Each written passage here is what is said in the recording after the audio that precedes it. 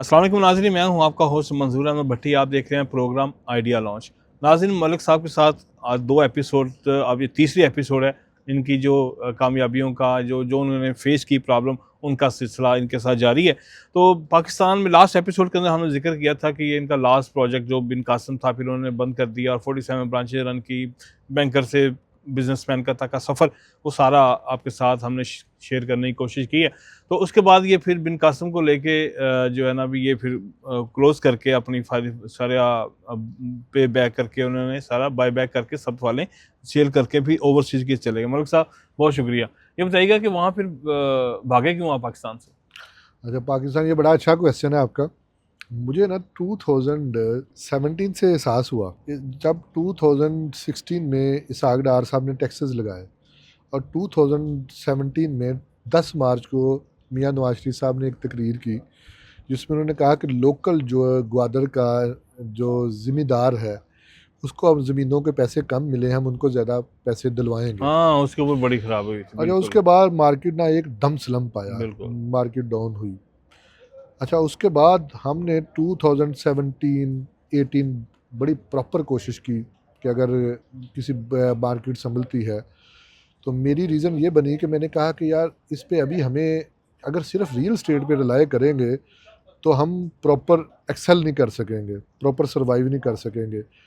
अच्छा, उस अरसे में मेरा बाहर आना जाना भी काफ़ी हो गया हुआ था, तो मुझे बहुत अच्छी अपॉर्चुनिटीज़ लगती थी। तो मुझे लगा कि यार ये हम बाहर हमारे अच्छे रिलेशन हैं, लोग ज़ीरो से स्टार्ट करते हैं, लेकिन हम दोस्तों में अल्लाह ताला ने हमें बहुत खुशकिस्मत रखा हुआ है कि कुछ वफ़ा करने वाले दोस्त हैं और तकरीबन हर मुल्क में मिलते हैं। मैं आज भी आपसे मंजूर साहब एक दिन ज़िक्र वैसे भी जो ऑफ द रिकॉर्ड ज़िक्र किया कि मुझे हमेशा ये खुशी होती है कि मैं जब भी किसी मुल्क में भी गया तो मुझे दर्जनों में लोग एयरपोर्ट पे लेने आए। तो मुझे तब लगा कि यार हमने अच्छी ज़िंदगी गुजारी है। अच्छा, अभी आपका मैं दोबारा क्वेश्चन पे आता हूँ कि हमने कैसे डेस्टिनेशन डिसाइड किया। पहला कौन सा था? यूके। यूके। यूके, अच्छा, उस पे यूके में जो लॉन्ग टर्म रहने के लिए मैंने यूके को सिलेक्ट किया, लेकिन ट्रैवलिंग तो मेरी बेशुमार है, बेशुमार ट्रैवलिंग है। लेकिन हमने, आपका ये क्वेश्चन है कि हम आप पाकिस्तान से क्यों भागे, हाँ, भाई बिल्कुल। पाकिस्तान के बिजनेस के हालात की वजह से हम्म। हमने कहा कि हमें कुछ ऐसा ऐड करना चाहिए कि जिसमें, और मुझे ये फील होता था कि अगर देखें आपकी जो करेंसी हर वक्त डिवेल्यूएट हो रही होती है, आपको इन्फ्लेशन बढ़ रहा होता है, आपका इंटरेस्ट बढ़ रहा होता है, ठीक है, बैंक इंटरेस्ट जो उस पर बढ़ रहा होता है, या आपकी पॉलिसीज़ में कंसिस्टेंसी कम है, तो हमें बजाय कि उस पर हर वक्त कुड़ते रहने से या सड़ते रहने से बेहतर था कि हम कुछ, क्योंकि हम हमेशा कोशिश चीज़ों को, मैं हमेशा सोल्यूशन देता हूँ चीज़ों का, तो मैंने कहा भाई अभी हमें ये चाहिए कि हमें बाहर जाके कुछ किस्मत आजमाई करें। तो अल्लाह का शुक्र है कि जितने जो अरसे में हमने इतना अच्छा नेटवर्क बनाया, मैं समझता हूँ कि मैक्सिमम लोगों को फिर ऐसे भागना चाहिए पाकिस्तान से। लेकिन लेकिन वो तो जो लंदन में जब पहला प्रोजेक्ट ले गए तो आप बिन कासिम ही थे, तो आप फ्लॉप प्रोजेक्ट आप ओवरसीज पाकिस्तान में बेचने लगे। बिल्कुल, ये आपका है कि मैं आपको बताऊं कि जो हम जब ग्वादर को, सबसे पहले हमने ग्वादर को फोकस किया, हाँ। और मुझे पहली दफ़ा इतना एडवर्स जो मैं बड़ा तो आप ये एडवर्स नहीं, जो उत्थों नुकसान करके तुसी वो जाके अच्छा, बेचना शुरू कर, हमने तुसी कोशिश ओवरसीज पाकिस्तान ने की लुटी है। देखें, हमने कोशिश की कि शायद हम, लेकिन देखें हमारा इतना अच्छा इतना इमेज जो ख़राब हो गया हुआ था ओवरऑल, जो ओवरसीज़ में जो ग्वादर का, और उस पर देखें कुछ नादीदा ताकतें भी हैं जो ग्वादर का अच्छा इमेज बिल्ड नहीं करना चाहते। कुछ लोगों के इंटरेस्ट हैं कि देखें अगर वो ग्वादर को बुरा रखेंगे तो इस्लामाबाद, कराची, दूसरा एरिया, दुबई की प्रॉपर्टीज़ या दूसरी एरिया की प्रॉपर्टीज़ को बेचेंगे या यूके की प्रॉपर्टीज़ को बेचेंगे। तो हमें जब उसको बेचने की कोशिश की तो इतना टफ टाइम मिला कि एक बंदा जो सेल में मास्टर है, जिसने हज़ार हाँ सेल्स की हुई है और हर जिस जगह हाथ डाला अल्लाह ताला ने उसको कामयाबी दी, लेकिन हम जो मंजूर साहब अपने ग्वादर के 3 प्लॉट नहीं बेच सके पूरी हाँ। दुनिया में। अच्छा, मैंने 4 माह कोशिश की, उसके बाद मैंने उसको स्किप कर दिया। मैंने कहा कि ये हमारी इतनी एक स्लो पॉइजनिंग है, या जो मुझे ये कि हमें टैग लग गया हम पे डेवलपर का, मजदूरी वाला टैग हमसे छिन गया।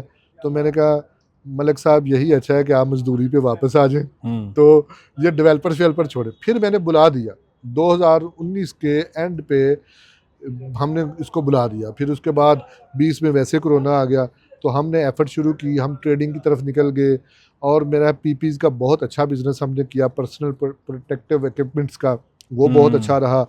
तो ऐसे फिर हमें इतना हमने चीज़ों को तेज़ी से रीगेन किया और फिर उसके बाद ना रुकने वाला सिलसिला चल पड़ा और अल्लाह ताला ने तो ये कोरोना का आपने भी फायदा उठाया, ठीक हमें फ़ायदा हुआ, फायदा हुआ। हमें बहुत तो फ़ायदा हुआ। पहला जो फिर उसके बाद आप ये थोड़ा सा इंटरेस्टिंग वाकया हमसे लास्ट में शेयर कर रहे थे कि आप तो वहाँ से जब आपको पता चला कि आप फ्लॉप प्रोजेक्ट हो गया, यूके के अंदर कोई फाइल नहीं ले रहा, कोई प्लॉट नहीं ले रहा, 3 महीने रहने के बाद आपने वापसी का सफ़र बांधना की कोशिश की है, तो फिर रुके कैसे आप वहाँ? अच्छा, मैं जब देखें जो ये कोरोना के दरमियान है, हम जो इससे पहले ही हम फेडअप हो चुके थे कि भाई अभी ग्वादर की प्रॉपर्टी नहीं सेल हो रही, तो अभी मुझे लगता है इंशाल्लाह बहुत अच्छा वक्त आने वाला है ग्वादर में, बहुत अच्छा। और इसमें कुछ मंथ रह गए हैं, लेकिन तो मैं दुआ करें हमेशा स्पीच ना हाँ, कर दे कोई ऐसी मियाँ से। अल्लाह ताला बेहतर करेगा। अच्छा, उस पे लेकिन हमें उसमें ये है कि हम दूसरे एंगल्स पे देख रहे हैं, ट्रेडिंग को ऐड कर रहे थे, मुख्तलिफ प्रोडक्ट को ऐड कर रहे थे, तो इस पे हमें ये हुआ कि मैं रुका कैसे कि मेरे चाइना में अच्छे रिलेशन है।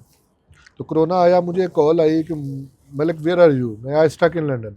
तो उन्होंने कहा कि भाई अभी रुको, ठीक है, और इस पे कुछ हमने कुछ शिपमेंट्स की हुई हैं, उनको आप रिसीव करो। तो यकीन करें हमें इतने नॉमिनल रेट पे वो चीज़ें मिली, जो 3 प्लाई या FFP2 था, IR टाइप 1 था, टाइप 2 था, और इसके अलावा 3 प्लाई 4 प्लाई मास्क था, नाइट्रल ग्लव्स, वाइनल ग्लव्स की हमें कुछ चीज़ें आना पड़ी, वाइज़र वगैरह, या उसके बाद आपका जितना सैनिटाइज़र। और ये उस वक्त सिर्फ एक ही बिज़नेस दुनिया में हो रहा था, या ऑनलाइन का बिज़नेस बढ़ रहा था, और हम दोनों बिज़नेस की तरफ चले गए, ऑनलाइन में भी चले गए और पीपीज़ में वैसे सारी प्रोडक्ट हमने ऐड कर कितने अच्छा उसके बाद फिर आप कितने ट्रेडिंग में आ गए और कौन कौन सी ट्रेडिंग करते हैं यूके में? उसके बाद हमने जो कोई प्रोडक्ट ऐसी नहीं है जिसकी फिर हम ट्रेडिंग में नहीं गए। खा कमोडिटीज़ की ट्रेडिंग है, उसके बाद हम चले गए जो रियल एक दो कमोडिटीज़, चीज़ों को छोड़ के। जो सब सब मेरा जो भी देखें नहीं, कुछ चीज़ें ऐसी हैं, आपका अभी नाम नहीं लेना चाह रहा। अच्छा, उस पे हाँ, हमने इस पे ये किया कि हम उसके जो भी फर्ज किया कि अभी जैसे जो मेजेस्टिक ट्रेडिंग है, उस पे बेशुमार प्रोडक्ट हैं, उस पे मैन वियर गियर भी है, उसके स्पाइसेस भी है, उस पे वेजिटेबल्स भी है, उस पे टेक्सटाइल की प्रोडक्ट हैं, क्या नाम था कंपनी का यूके में यहाँ पे? Majestic trading private limited. Okay. जो मेजेस्टिक ट्रेडिंग पाकिस्तान से है, पाकिस्तान में रजिस्टर्ड थी। ओके। तो उसके बाद हमने यूके में एडम एंड को एक बनाई, और उसके बाद एडम प्रॉपर्टीज़ की जो वो बनाई, adamproperties.co.uk। इसके अलावा हमने जो ई शेल्फ, जो वो ऑनलाइन प्लेटफॉर्म। वो ऑनलाइन प्लेटफॉर्म दिया, और ई शेल्फ के हमने 4 प्लेटफॉर्म दिए। और इसके अलावा ट्रेडिंग में जो हमारा नैम ग्लोबल, हमने वो कंपनी दी, और इसके अलावा हमने ज़राउंड ट्रेडिंग वो दी। तो यूके में कितनी कंपनियां बनाई आपने? कंपनीज में यूके में भी हमने 18 से 20 कंपनीज बनाई। अच्छा, वेरी गुड। तो वहाँ पे फिर ये 18 से 20 कंपनी हर फील्ड के अंदर ऑलमोस्ट आपने कवर कर दी थी। तो फिर उसके बाद यूके में अगर अच्छा कुछ चल रहा था, आपने इतना अर्सा रहे भी, माशाल्लाह बेहतरीन आज जगह के ऊपर रिहाइश थी आपकी और सब कुछ, तो फिर इधर यूएई का सफ़र कैसे बांधा? यूएई में मैं आया था कोरोना के दरमियान।